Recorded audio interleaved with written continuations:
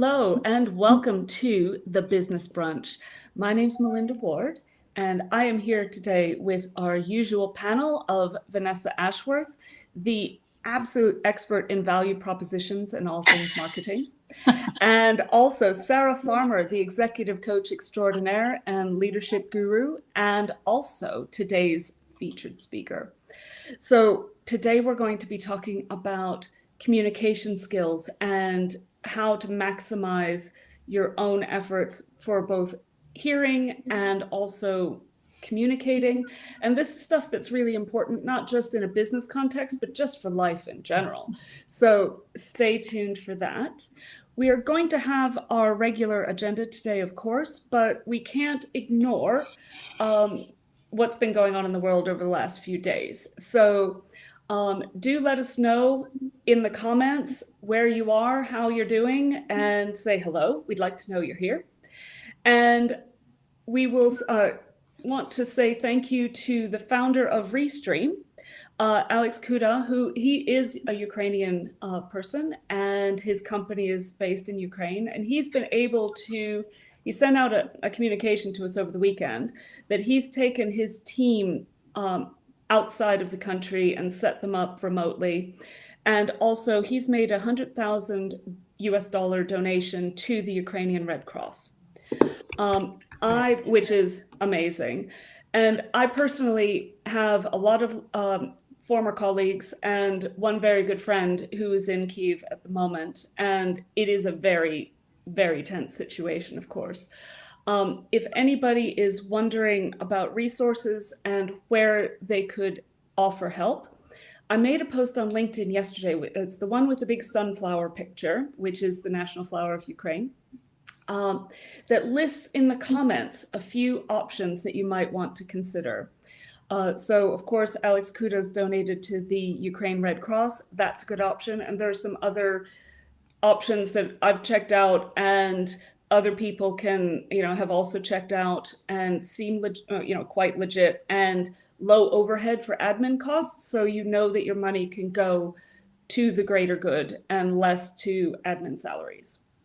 So that's where we are with that. We are going to continue with our normal program because, of course, everybody's overloaded with information and we still need to carry on and keep informed, but also reach out and support the people anybody who may have a connection who is directly affected by this. So if we can help in any way, do let us know.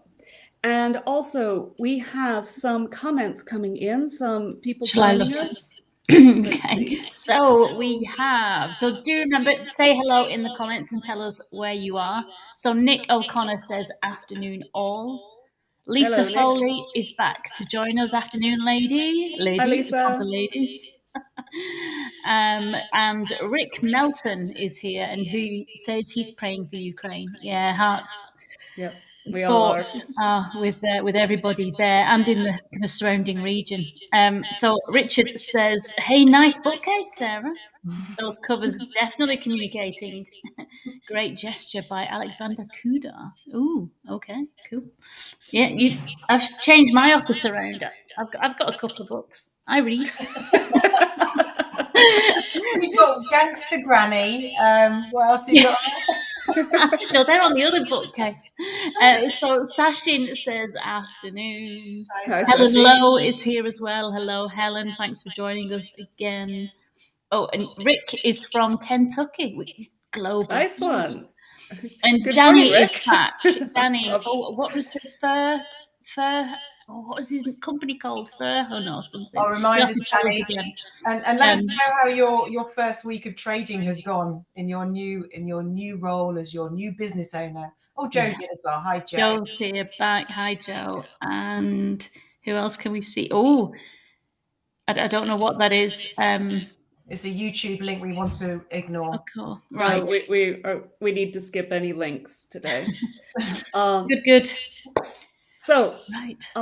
If you are there, Fergan, That's the Thank one that you. we were looking for. I am now a follower. I did look it up, and I'm following now, so I can keep up to date. And Lynn is back, and she says hi everyone, and happy Monday. Happy Monday indeed. Yes. Sorry. Oh, it seems that there may be some feedback with Vanessa, so apologies for any technical challenges. We are, of course, broadcasting through Restream, and Restream is at the moment kind of shifting their infrastructure around. So if there are some technical issues, it may be because of that, but we will definitely keep an eye out and try to make sure that any technical issues are resolved as quickly as possible. And if not, we'll just let Melinda speak, because yours is the only one that isn't doing anything weird. It's just all down to you. It's all part of my cunning plan to take over the world. Not you as well. Oh my God. So before we get into today's feature, we should do our usual round robin and check in. I think we've checked. Yep, we've got the comments all caught up for the moment. Do comment and please carry on the conversation in the comments. Some people had questioned us before, and they'd said, well, how come we're posting up comments that not everybody is seeing? And that's because we broadcast on multiple streams. And so you will only see the comments that are on the stream that you're connected to, whereas we see all of them. So it's not broken. It's working just the way it should. And we do see what you are saying. So keep up the conversation. We love to have your feedback. And also, if you're watching this on replay, please hit #replay in the comments so we know you've stopped by. So first up, Vanessa. Can I just jump in and say hello, Adam? Thank you. He enjoyed last week so much. Vanessa can't speak now. She's going to stay quiet. But he's going to join us again while he can, which is lovely. And Danny didn't know that you'd followed him, but he's saying thank you. Sorry. So Vanessa, you can update us on your weekend via interpretive dance if you'd like. Mime, charades. I'll just speak quickly. I think wasn't so bad, was it? No, if you speak really gently, it doesn't seem to. Okay, I'll whisper into the mic. Sorry, were you asking me about my week? Yes. Okay. What did we do?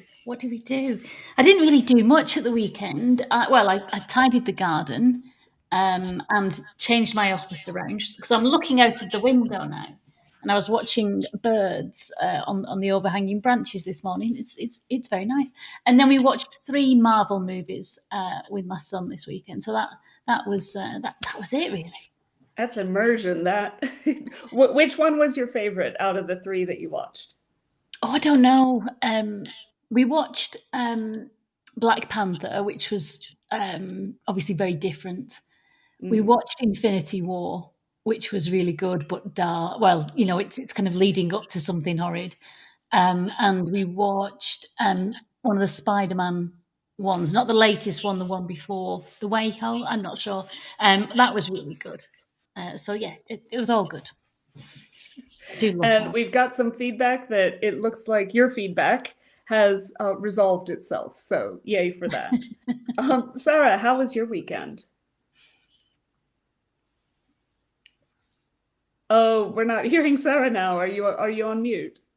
Sorry, I just muted myself because the dogs were going mental because someone just got to the door.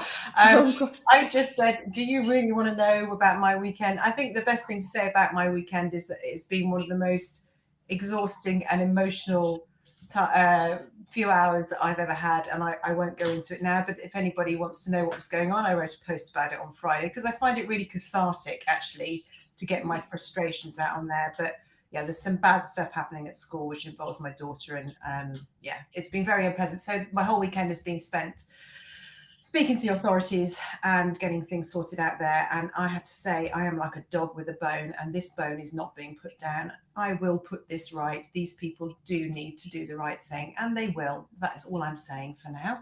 Well, there's no place in the world for bullies, and especially not in the school system. It's been a problem for, generations, let's say. And, especially now with the technology that we have, you know, and like CCTVs in the hallways and things like that, and the ability to, you know, have a bit more visibility, there's really no excuse. So There really isn't. There really isn't. And I do have to say that just literally about 5 minutes before I came on air with you two, I did have a call from somebody quite high up there who thought it was appropriate to laugh about the situation. So that has just actually put me back a little bit. But I will do my very best today to give you my very best and focus my mind on communication skills, which is brilliant subject, and not let that get into my head while I am here to help other people. Thanks, Nick. Yes, I will go. Yeah. So, Danny, I mean, just similar to you, I had a pretty horrendous week last week. It's been part of my weekend. Belinda, you mentioned CCTV. I've been looking at security, home security this weekend, because I will be investing.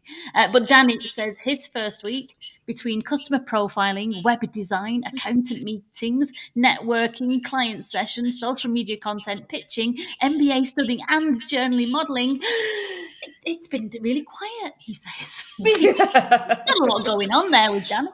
Well, Danny, we are so happy that you've taken some of your spare time to join us today, because that's really a statement, and we're happy that you're here. Oh, thank you, Sachin. I just saw your message come up. Do you know what I absolutely love about this massive office that we now work in called LinkedIn? The amount of support you get from people, and the kindness people show is just really humbling. Really humbling. There's some amazing people out there, and yeah, thank you, LinkedIn, for making that possible. So thanks, Sachin. I really appreciate that. Right. What are we? Oh, sorry. Well, I was going to say for myself, it was also a fairly quiet weekend. Amazingly, you know, I know that I'm usually the one with the wild, the weird and wonderful sort of things. No dressing up this weekend? No, actually, it was much more quiet this weekend, but I was doing a bit of costume prep for an upcoming event, which I will share when I'm doing the event. So so that's part of it, and some domestic sort of things. But yeah, to be fair, I probably, like a lot of you, have been quite preoccupied with what's going on in Ukraine and with my friends. So, you know, that's also kind of, I think everybody's kind of in a bit of a weird place, especially if they have close connections that are involved. But what that does is that helps to lead us into the topic of communication and how important effective communication is. And I know that for myself anyway, I am always a student on this, and I will never be done learning, because the aim to listen to learn, not listen to respond, it's something that you have to constantly practice. It's not something that comes naturally to people, especially to people like me who always want to help. And I want to help quickly. And so as soon as someone starts telling me something, my first instinct is my brain's like, ooh, I can fix this. And like I mentally go off somewhere and try to think of the solution. But the problem with that is I've not heard the problem yet. And usually when people start telling you about a problem, the first things they say are not the real problem. It's an introduction. So if I just took that introduction, ran off mentally, got a solution, came back, and before they're even done speaking, I'm like, right, here's how to fix that. They'd be like, that's not even my problem. What do you want about? So all of that instinct is something that I have to constantly put a lid on, and constantly just shut up, listen, take notes, ask questions, try to get to the real problem and really dig deeper. And that is true not only for business, but for personal things as well. You know, when someone's coming to me with a challenge or just wants to vent, you know, it's the question, do you want a solution or are you just wanting to vent? Because sometimes people just want to share, they don't want fixing. So again, that's the listening to learn and paying attention and keeping your senses tuned to your audience. And Sarah's got some great advice on that and some great approaches, which are part of a much bigger presentation that she could do So this is like the good stuff. So I am going to throw us over to Sarah now to start our feature presentation. Cool. I say the student has become the master. Ooh. I'm impressed, Melinda. Very good. Learning I am. Learning I Expert am. I will be. This is part of a massive piece of work that can take years to master. I can teach it in 1 to 2 days, which I do, but it takes years to master. So what I'm going to give you today is a tiny fraction of it, but something that you can play with right now. And I do want us to have a bit of fun today, because let's face it, life is there's some stuff that's going on out there that's making us all pretty miserable and sad. So we're going to have a bit of fun looking into your communication styles, why they are what they are, what problems it causes, and what opportunities we've got from that. And I'm going to do a first today on the show. I'm going to do a sharing screen thing. I hope this works. Hold on. Can you see? Yep, we can see it. And if those of you in comment land can confirm with us that you can see the presentation, that would be excellent. Now, I can't see anything else other than the presentation, so please keep me on track, ladies. So if comments come in, anything, just let me know, because I'm not entirely sure if I can. Let me just see if I could just minimize my screen a little bit. Ooh, back off. Now, at the minute, Sarah, we're seeing the whole screen, not just the slideshow. So you might want to switch it so that we see the slide and not. Because at the minute we can see the view with the it's not in presentation mode yet on PowerPoint. And whilst thank you to that, Lisa and Richard for confirming. All right, thanks. Whilst we're doing that, LinkedIn user says, spot on, Melinda, leaders and managers must do more listening, not jump straight to solutionizing. And yeah, as Melinda was saying, Lisa, Richard, and Danny have all given us the thumbs up, as have Helen and Alan Dunbar. Alan's back. Hello, Alan. And Joe said the same. You can see the slide sorter, but we need the presentation mode. It won't let me go into presentation mode, so that's brilliant. Oh, try unsharing, put it in presentation mode, and then reshare. See if that works. Bear with, callers. Hold on. Because we saw it before. We saw it correctly when when we did the pre-show. Okay, that's better. We can still see what's coming there. Or just zoom in. That's the other option instead of so we're not wasting time. Yeah, I think it's probably better. Oh, can you just did the zooming in thing? It went smaller. It was better before. Okay, I'm going to go on big screen. Tell me what you need me to do. Is it gone bigger now? It's bigger now. Stick with Marvelous. I don't know what's going on. This is all brilliant. Anyway, about communication and versatility. So most of you will know me by now, but if you don't and we're not connected, then please do connect with me on LinkedIn, because I talk about this sort of stuff and leadership and all sorts of other juicy things that will help you be better in business, whether you are running your own or whether you're working for another one. But today we're talking specifically about communication and versatility. The promo for this show was all about what are the benefits. So how does it help you build trust faster? How does it help you lower tension, diffuse conflict, create better teamwork, improve your confidence and the ability to influence people? But the overall benefit really is people who know how to do this have better personal and business results. And as Melinda said right at the beginning, this isn't just about business. This is for life. This is everything we do. If we learn how to communicate more effectively, then amazing things happen. So I'm going to ask you to do something in the chat box right now. I'm going to show you a picture and I'm going to ask you immediately to write down what you see. And I've got 2 of these slides coming up. So get ready. Most of you a lot of you will have seen this picture already, but tell me what you see. Do you see the old lady or the young lady? I'll give you a second for that. Melinda, what are you seeing? A mute button. Sorry. I see both, but the stronger of the 2 is the younger lady who's looking away. Okay. What about you, Vanessa? What's the first one you see? I saw the young lady too. Okay. All right. Are we getting? Whilst you're there, Gary Spencer is back, and he says, "Great subject yet again." And we're now getting some answers. So Jo says she sees the young lady. Lisa says she sees the old lady. Cool. This is like the social media things where it's like, are the trainers pink or green? Yeah. Don't start that. Right, another one coming up for you. Tell me what you see. Very quickly look at it, type it, and tell me, what do you see? Vanessa, what do you see when you look at that picture? I see a face. Melinda? A face. Okay. I'm going to go back to the old lady. What are the comments coming in on that picture, on the second one? So they've not started yet. There's always a bit of a time lag. But just on that first picture, so Helen said young lady straight away. Richard said young lady. Danny says he sees the young first, but he's familiar with the image. Yes. And the old lady appears quickly after. Yeah.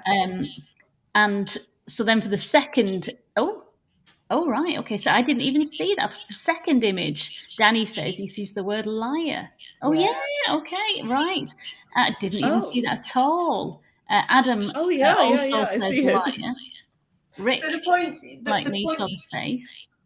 The point of doing this is that we all see things differently. Some of us will see the same, some of us will see something different. The point is, when you look at something for a little bit longer, you can start to see what the real picture is or what else might be true. So some people immediately see the face. If you look at this a little bit longer and look at it on its side, you can see the word liar come up. The reason this is so important is that we make judgments on people's behaviors. We see and feel a behavior, we make a judgment on it. What we don't do is take time to think about what might be behind that behavior. And this is really important when we're thinking about effective communication, because one of the things that we're all able to do and all do is we make judgments on people and decide whether we like them or not, depending on what we're seeing in front of us. And if what we see coming towards us is not how we do it, how we say it, how we feel about it, we start to dislike that person. So the first thing really just to remember from these two pictures is just take your time. If you can just think a little deeper about what might be going on for that person, you may not react to their behavior and you may not start to dislike them immediately, which is what can happen. And that leads to tension and potential conflict situations. So why does that happen? And why don't we all see things the same way? Now, I've talked about how the brain works over and over again, so this shouldn't be a surprise to many of you who've heard me talk about this before. But this is what's happening in our brains, is when an external event happens, something happens to us, the information goes into our brain, and we effectively distort, delete it, and generalize it, along with what we know to be true. So whatever we've created in our life so far to be our truth, that is our filter. So we internally represent it, and then what pops out is our behavior. Now, the behavior has an impact on the actions that we take and the results that we get. If my behavior is different to yours, there could potentially be a clash. But the other problem is that if my behavior is different to yours, I'm going to feel threatened by you. I can't help it. It's this innate response again, where difference equals fear. So a classic example of this is if you go into an interview situation and the person who's being interviewed is really nervous and anxious and leaking all of this, even though they're not saying it, it'll be leaking out of them because they're feeling uncomfortable. The person who's receiving this information will also be picking up on this, and they will react to that behavior. They will feel that they don't like you as much. They're not as relaxed with you. They're not as calm with you. And that can lead to a very, very unsatisfactory situation, in that you probably won't get asked for a second interview, or you might do, but you're already on a losing battle. So I hope that makes sense. But it's, this external representation is just behavior. It's not who we are. Who we are is everything inside our heads. And if we don't stop and take a little look into that a little deeper as to what's causing this behavior, we are reacting to the wrong thing. So very quickly, moving on, 7 powers of persuasion. Most of you will have heard of this, but the one I'm focusing on is liking. It's one of the most powerful powers of persuasion. If I like you and you like me, we will work together better. I will trust you more. If we have conflict, we'll be able to sort it out quicker. All of these things start to come into play. So this is why liking is so important. but how do we get people to like us when we are different and displaying different behaviours? Any questions or thoughts coming in, ladies, before I move on? There is a comment from LinkedIn user there that Vanessa's just popped up. Yeah. Yeah. I So- can't see it because I'm Okay, looking. good. Oh, That means that you're not being interrupted. That's good. So it's just one point that says we are often far too quick to judge, letting bias creep into our communication. Very, very much so. And this is what I'm going to explain now is why that happens and what we can do about it. So I'm going to introduce you to something called the colours, which is the tool that I use to help people understand their behavioural styles and how to be versatile. There are loads out there. You can use Myers-Briggs, there's DISC, there's MBTI, there's all sorts. Oh, and there's Insights. But this is the one I use because I like colour. It sticks with me. I understand it, and it's really easy for people to understand it themselves and be able to use it. So as with any good tool, you end up with clusters of behaviours. With this one, we're looking at 4 archetypes, which I'll explain to you in a minute. And these 4 archetypes are demonstrating typical clusters of behaviours that are demonstrated over time by groups of people. The first thing I need you to know, and this is something that often gets forgotten when this sort of training is happening, there is no right or wrong, and there is no better or worse. The amount of people that are scared of taking these profiles thinking, well, someone's going to use it against me, is just incredible. And that comes from the fact these are being used incorrectly for interviews and to put teams together. They're being used, don't even get me on that, but there is no right or wrong. What is good is understanding your personal style and then understanding what to do with that to help others work together better with you by understanding their style and their needs. So we're going to do a little test first. What I'd like you to do is to think about what your preference is. And I'm going to ask you to draw on a piece of paper or in your mind, if you don't have one, an x-axis. And your x-axis is this. This is how you display and direct your energy. So are you more of an introverted nature or more of an extroverted nature?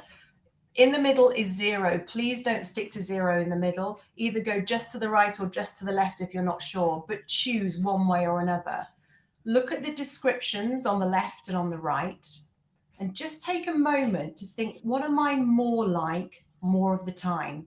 This is not exact science. This is a best guess, all right? So what are you more like more of the time? Do you feel that you have more of an extroverted nature or more of an introverted nature? Make your choice. Melinda, what are you going for? I think I skew extrovert on this list. Cool. Okay, so you're heading over to the extroversion. And what about you, Vanessa? I think I'm definitely on that extrovert side. Okay. And one of the massive misconceptions about this is people don't want to say that they're introverted or necessarily they're extroverted because there's some misconceptions about what that means. Does it mean that one has more energy than the other, that one is better or worse than the other? No, it doesn't matter. All that matters is we know how we prefer to communicate and how that appears, perception, to the other person, because this is our power in what to do about it when it's going wrong. So I hope you've all had a chance to pick where you sit on that x-axis to start with. And the second line I'd like to draw is obviously the y-axis, and this is how we make decisions. So are you more of a thinker? Do you focus on tasks and facts first and then move to feeling and think about people? Or is it the other way around? So if you have a feeling preference, we'd be able to identify you as being probably less formal, a bit more subjective, maybe more interested in harmony, about the impact on others, and being tactful first before you go into the facts. And if you're more northbound on this x-axis, you'll be starting the other way around. Both of you consider both, you always consider both, but you'll do one before the other. So which describes you more? Are you more of a thinker, which is all the information on the left, or are you more of a feeler? What are you going for, Vanessa? Definitely feeling. Feeling. Okay. And Melinda? Yeah, I lean towards feeling as well. All right. So whatever you've got going on, to the listeners out there, now join the two dots together and you will find yourself in a quadrant.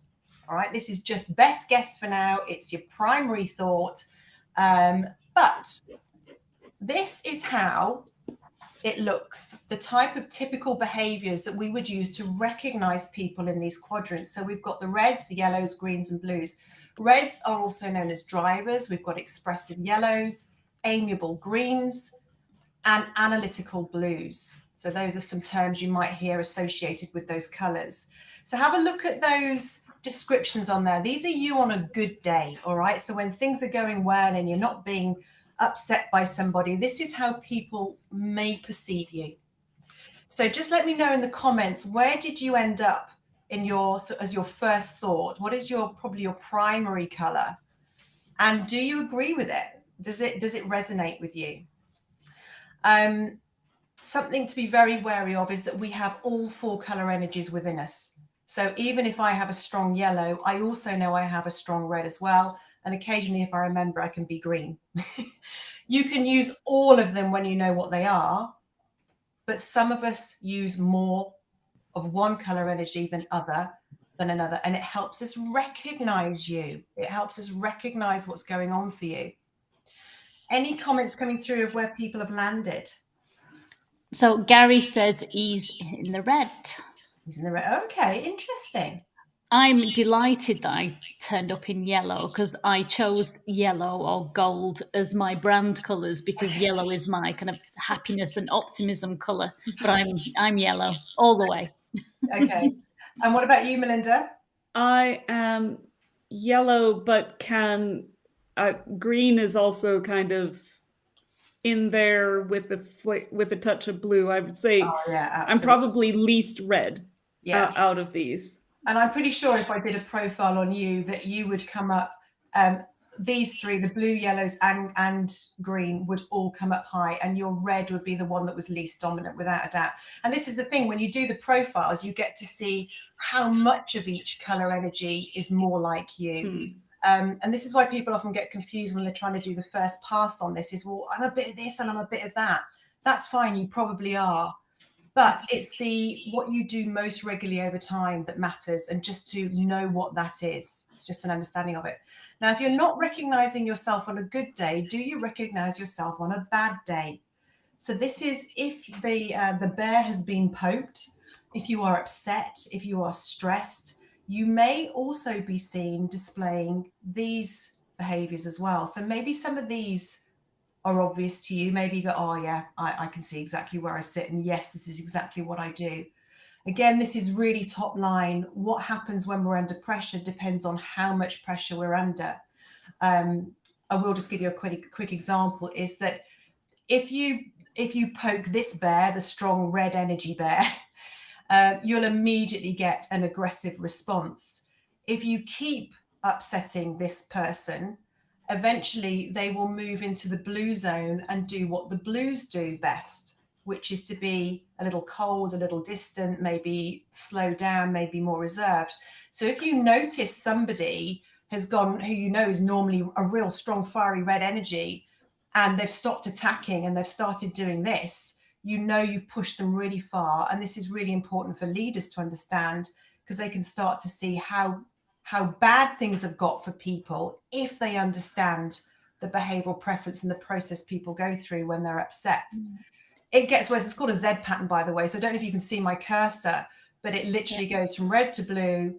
If we keep pushing and it gets worse and worse, they can go to yellow, and you'll start to see these type of behaviors. And then the final straw will be for them to go into this green quadrant here, where you will see a totally different person. So if you know someone is a strong red and you see them under pressure and they're behaving with green, amiable type, bad day behaviors, you know how bad things have got for them. Can we go to the comments just before we carry on, because there's quite a few in. So from the on a good day slide, first of all, Jo said she was sunshine yellow, followed by blue. Lisa said she was yellow. Rick said he was red. And then Rick said he's got to run, but this is fascinating, so we'll catch up later. Oh, bless him. Okay. Gary says he's sometimes a yellow head. And then Adam says red followed by blue, then yellow when he thinks about it. And I think that's still on the first slide. And then Shilpi says, that's totally me. And then going on to, sorry, go on. It's always brilliant when you do this because people like go, oh my goodness, this is me. How do they know? And then Gary, he's having a red day. He's like, yeah, you can have red days. Okay, so the point of knowing this is when you know where you are and how you tend to behave and how people perceive you, one, it's really helpful to us to understand that, because what that means is, let's take, for example, if I was a really strong green, if I had a really strong amiable energy, and I am slower paced, I'm more democratic, I'm more patient, maybe I would speak so. You can even hear my voice changing as I talk like this. I'd be more interested in people. I'd be asking more about how was your day, and all of the different things. Very, very different to Mr. or Mrs. Red. Put those two in a room together. They have a very strong stretch to meet each other. The red will think they're too slow. The green will think they're too fast. And then perceptions and feelings towards that person go on. And this is where uncomfortable relationships start to happen. Is I will start to dislike this person who has a red energy because I don't like their behavior. And yet it's nothing to do with who they are as a person. So when I can understand that, I can stop disliking people and being cross and angry about behavior. It's not them. It's just their outpouring. It's how they behave. So that's a really, really useful thing to have in mind when you're finding someone unpleasant to be with, is remember it's their behavior. It's not always them. Just one caveat. There are nutters, total nutters, who doesn't matter how they behave. They are revolting people. I know they exist. I've worked with them. So, but they're few and far between. And that is nothing to do with behavioral preferences. That's due to something else. Anyway, so we can use what we know about ourselves. But now what do we do to help us be more versatile? Now, that's not me, clearly. I don't own anything red, and I cannot do that. But versatility is not about wrapping yourself up in knots and getting and turning into something that you are not. This is a real misconception. Versatility is just about how you can adapt the little things about your behavior that will help lower the tension and possibly diffuse the irritations that occur when I deal with another person who's not like me. So maybe there's Mr. Yellow and Mrs. Blue in a meeting. What would they have to do to adapt their behavior to make the other person feel more comfortable so they can have better discussions? They can come to better conclusions. They do not rub each other up the wrong way. It makes it so much easier. And the other thing is, if you know this and you have this language, and when I've taught companies about this or teams of people, they use this language when something goes wrong. So if they're in a meeting and someone has upset somebody, they might go, do you know what? I think you've just played the blue card there a little bit too strong. I'm feeling really yellow today. Can we meet in the middle? And it works. That just having a language to hang the problem onto stops it being personal. It's just behaviors. So bear in mind, versatility is just about adaptation. It's just about tweaking things, dialing up, dialing down things that you can do differently to help the other person feel more comfortable in your environment. So these are things like we had on the X and Y axis: facial expressions, volume, the language we use, the tone of our voice, the speed that we talk at, or however slowly we go, the amount of interruptions. So you don't pick all of these. You literally pick one or two things that you know and you recognize you do differently to this other person that could make them feel uncomfortable, and you match what they need. Brilliant, brilliant, brilliant if you're in an interview situation. Brilliant if you're about to give feedback. Brilliant if you're in a meeting and you have to dip in and out and keep all sorts of people engaged. You'll be changing all of this. You'll be taking your own personal preference and adding in everyone else's that might be in the room. You might look like you're going mad, but when you do it well, it looks really natural. It just shows that you're interested in people and everyone can keep liking you. So what are the benefits? If we do this, it builds trust fast, because one of the key ways to build trust is liking. If we don't like each other because we're different, we don't have any trust. It lowers tension fast. So I've already said how you can use it in interviews, but you can use it in all sorts of situations. If you are mirroring the other person's behavior, even to the tiniest degree, they will like you more. It reduces conflict. It helps you to be confident because you know you can talk to anybody, anywhere, in any style. But it also allows you to have better personal business results. There's one big thing, though, that everybody must remember is that you don't become versatile forever. You're only versatile when you need to be. And that is when there is high tension, when you've never met anybody before and you need to build a relationship, or when something difficult is happening, and you will use it for the right amount of time, which is probably a minute or so, to diffuse and to lower the tension. And then you just go back to you, but you do the best version of you. And remember to dial up or dial down if you feel the tension starting to rise again.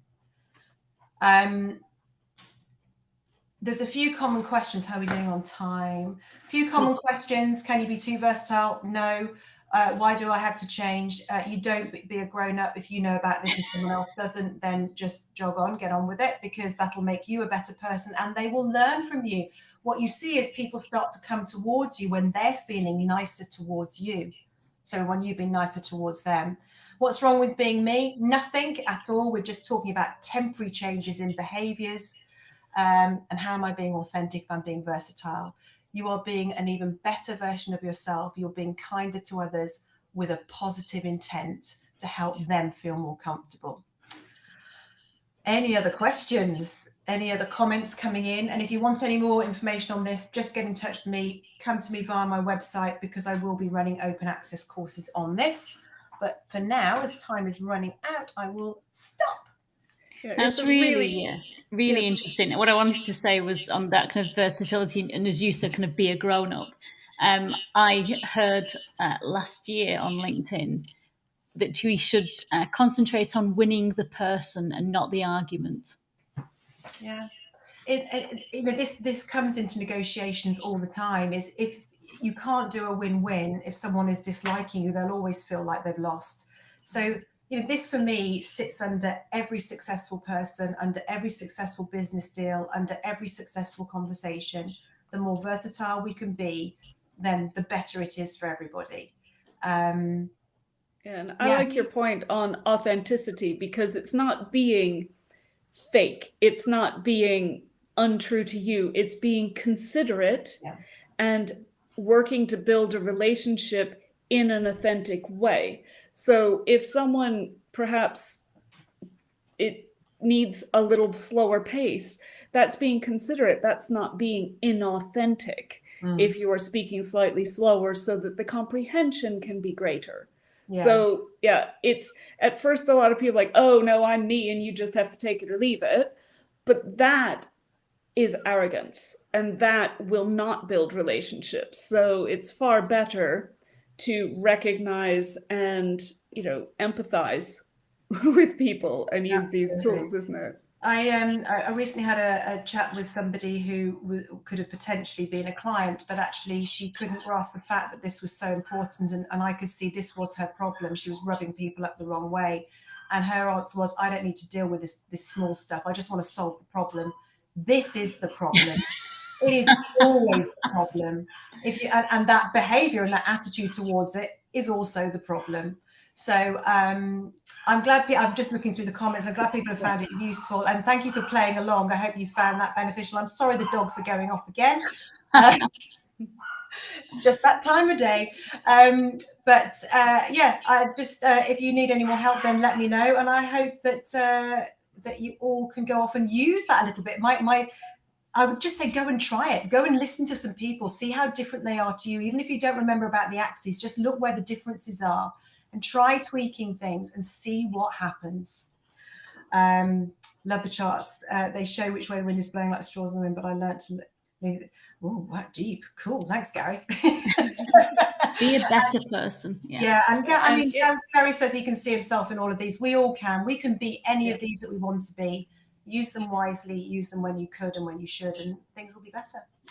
And don't forget to follow Sarah and Vanessa and myself on LinkedIn if you're not already. Sarah posts lots of insightful things, and I think you've got a workshop coming up as well. If there's still spaces for that. Mindset Mastery workshop. I've got a few spaces left on that, and that's on the 3rd of March. You can book in, it's free. You can book in on that on my website as well. So if you haven't booked in on that yet and you'd like to understand how to master your mind, which actually also affects how you communicate, because if your mind's not right, so yes, you're very welcome to come along to that. I will do my best to enlighten you on that as well. Well, thank you everybody for joining us. We have reached the end of our time block. So look forward to seeing you next week. And I think we have a guest next week, don't we? Oh, I'm not sure. Or is it the following week? Keep an eye on our feeds, and we will let you know what our topic is for next week. What we're trying to do is we're trying to mix in some guest speakers as well and bring lots of different perspectives to the table. So come and join us. We thank you for being here, and we look forward to seeing you next week. Yeah, thanks for coming, everyone. And have a good week, everyone. Thanks for coming. Bye-bye. Stay safe. Yeah. Thank you. Bye.